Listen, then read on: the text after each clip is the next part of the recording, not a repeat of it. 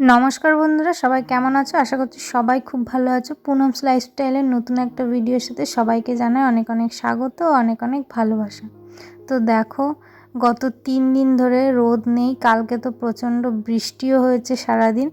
তো আজকে সকালবেলা একটু হালকা রোদ উঠেছে, তোমাদের দেখিয়ে দিচ্ছি।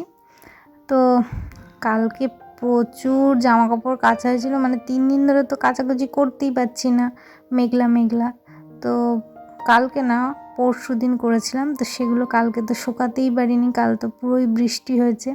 তো ওইগুলো আজকে একটু বাইরে শুকাতে দিয়ে দিই, কারণ হালকা হালকা রোদ উঠেছে, ওই তাতেই শুকিয়ে যাবে। এই দেখো কত জামা কাপড়। এই ছাদের ঘরটা ছিল বলে, নাহলে আমাদের মেলার কোনো জায়গাই নেই।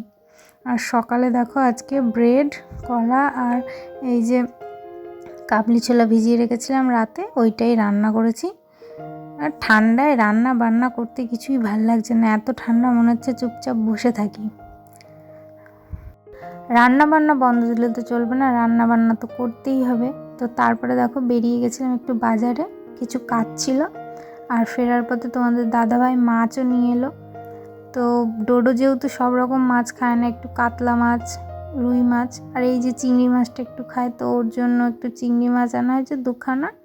আর আমাদের জন্য নিয়েছে ইলিশ মাছ, একটু কমে পেয়েছে, তো 3-4টে নিয়েছে। তো আজকে এইসবই রান্না হবে, আর কি কি রান্না হবে সবই তোমাদের সাথে শেয়ার করব। তো চলো আগে তাড়াতাড়ি এইগুলো কেটে নিই, মাছ কাটতে অনেক টাইম লাগবে, তারপরে রান্না বসাই।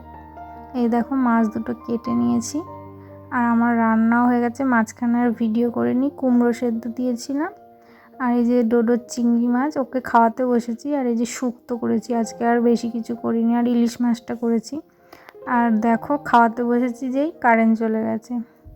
তো খেয়ে দিয়ে একটু রেস্ট নিলাম, তারপরে এই ডোডোর আবার বায়না, বিকেলবেলা বলছে মাম্মা একটু ভালো কিছু করো। তো কি করব, একটু ভেজ মোমো বানাবো। তাই যে তার জন্য দেখো সয়াবিন, ক্যাপসিকাম, একটু পেঁয়াজ, গাজর আর বাঁধাকপি কেটে নিয়েছি। এবার পুরটা বানিয়ে নিচ্ছি। অল্প করে তেল লাগে এই পুরটা বানাতে, একদম সামান্য তেলে পেঁয়াজ দিয়ে, তারপরে সব কিছু যা যা কেটে রেখেছি দেখতে পেলে সব কিছু একসাথে দিয়ে ভাজবো। আর সয়াবিনগুলো একটু ছোট ছোট করে কেটে নেবো, কারণ অত বড় বড় পুরের মধ্যে দিলে অসুবিধা হবে, ভালো করে আর ভালো লাগবে না খেতে, ওর মধ্যে কোনো টেস্ট ঢুকবে না। তো সেই জন্য সয়াবিনগুলো কেটে নেবো। তো এই একে একে সব সবজিগুলো একটু ভেজে নিই, একটু নরম করে নিই। তো বাইরে বাজারে যেসব জিনিস ময়দা দিয়ে বানানো হয় সেগুলো আমি বাড়িতেই ডোডোকে বানিয়ে দিই, কারণ ময়দাটা আমারও খেতে ভালো লাগে না, আর আমি ওকেও খুব একটা খাওয়াই না।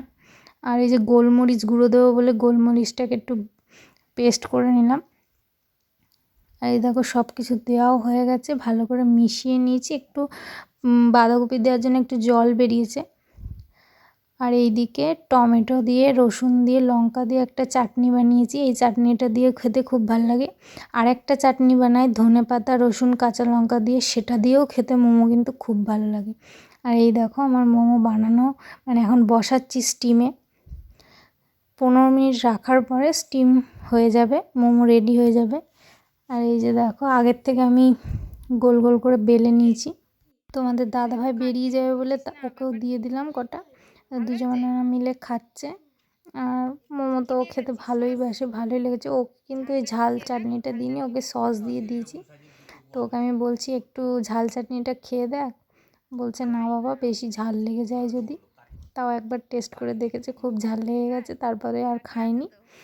ও হচ্ছে সস দিয়েই খেয়েছে। তো যাই হোক, ভিডিওটা কেমন লাগলো অবশ্যই তোমরা কমেন্ট করে জানিও। ভালো লাগলে একটা লাইক দিও, কমেন্ট করো।